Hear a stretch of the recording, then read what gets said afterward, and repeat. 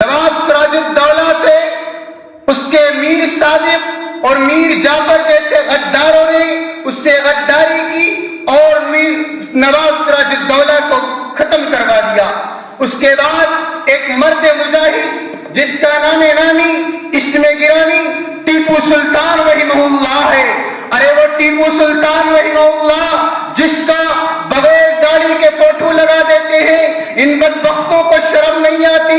ارے ان کے بارے میں وہ حسین احمد مدنی لکھتے ہیں، وہ کہتے ہیں ارے وہ ایسا مجاہد تھا، اس نے آج تک بچپن سے لے کر کے اپنی جوانی تک کبھی اپنی داڑھی پہ استرا نہیں لگایا تھا، وہ اتنا بڑا مرد مجاہد تھا۔ ارے وہ ٹیپو سلطان رحمہ اللہ اس میں کتابوں میں لکھا ہے کہ انگریز کی کسی ماں نے ایسا بچہ نہیں جنا تھا جو ٹیپو سلطان رحمہ اللہ سے تلوار میں مقابلہ کر سکتا۔ ارے ٹیپو سلطان رحمہ اللہ اپنے قلعے کے اندر موجود ہے، جب اس بدبخت نے غداری کی تھی میر صادق نے تو انگریز قلعے میں گھس گیا تھا۔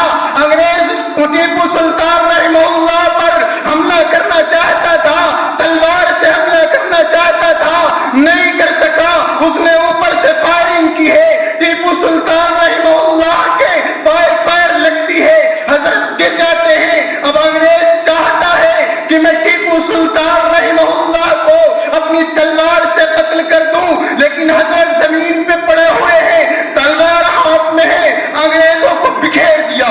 ذرا ہی دیر میں سارے انگریز پھر فیصلہ کر لیا ٹیپو سلطان ایسے نہیں مرے گا۔ ٹیپو سلطان کے اوپر فائرنگ کی گئی اور ٹیپو سلطان رحمہ اللہ کو شہید کر دیا گیا۔ میرے عزیز ساتھیوں،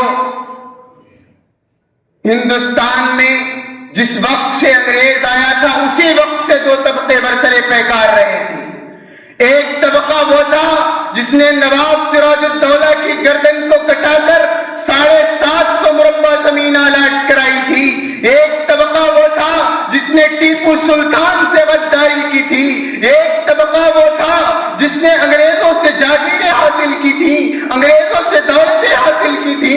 ایک طبقہ وہ تھا جس نے شاہ اسماعیل شہید کو، اس خانوادہ رسالت کو، اس پیغمبر کے خاندان سے تعلق رکھنے والے کو، اس مجاہد اسلام کو بالا کوٹ کی پہاڑیوں پر شہید کروا دیا گیا۔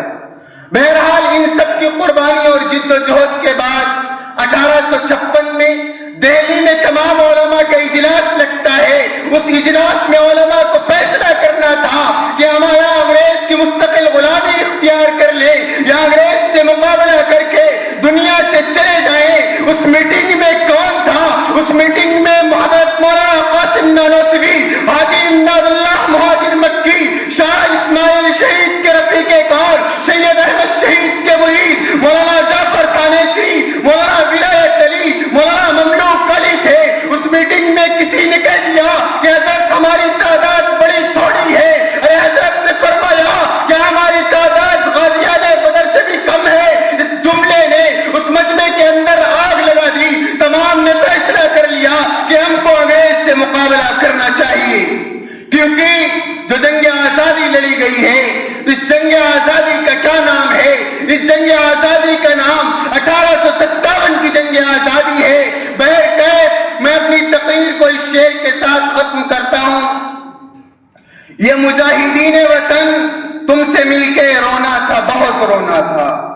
یہ مجاہدین وطن تم سے مل کے رونا تھا، بہت رونا تھا، مگر تنگی وقت ملاقات نے رونے نہ دیا، وما علینا الا البلاغ۔